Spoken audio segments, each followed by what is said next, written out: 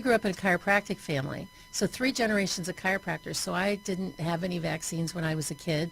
My dad had been in the Korean War, and he was the youngest of 6 kids, and his dad was a chiropractor, and there weren't very many vaccines back in the 30s, but he got all of these vaccines when he went into the war and got deathly sick.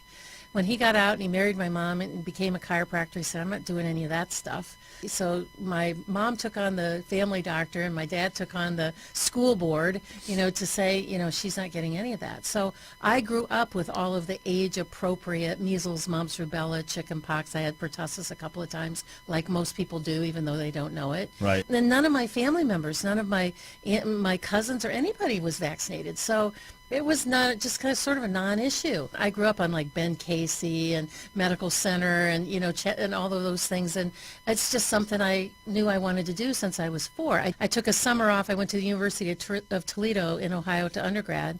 I took the summer and went to Ohio State.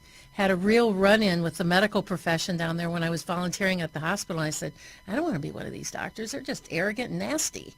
Went back, transferred back to University of Toledo, told my pre-med advisor, I'm going to go to chiropractic school.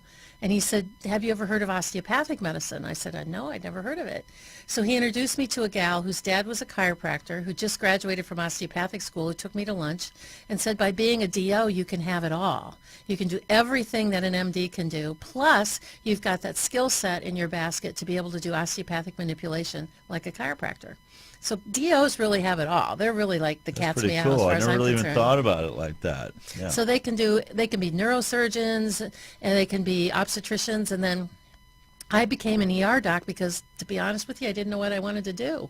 I liked medicine, I liked surgery, I liked intensive care. So I had a couple of friends who said, well, why don't you go work ER for a couple of years and maybe figure it out? Well, then I fell in love with being in the ER because I liked the variety and I liked the high stress. I liked all the challenge.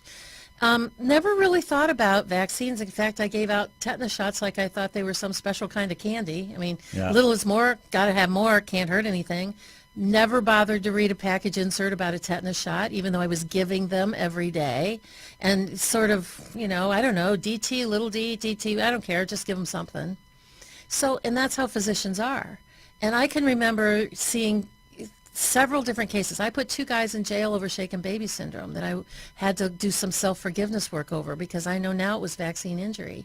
I saw mothers walking in, when I would work a night shift. I remember 2 very young mothers that came in 2 different times carrying dead babies in their arms going, they just had their vaccines yesterday. Do you think it had anything to do with it? I was like, well, of course not. That couldn't have had anything to do with it. We don't know why this happened. Walking away from those mothers going, wow, if it did have something to do with those vaccines, must have been something wrong with that kid. Because that's how physicians are trained to think. Right. I remember a mom come screaming through the door one day carrying a convulsing, a seizure baby. She said she had just left the pediatrician's office and had just gotten 5 vaccines. Do you think it had anything to do with it?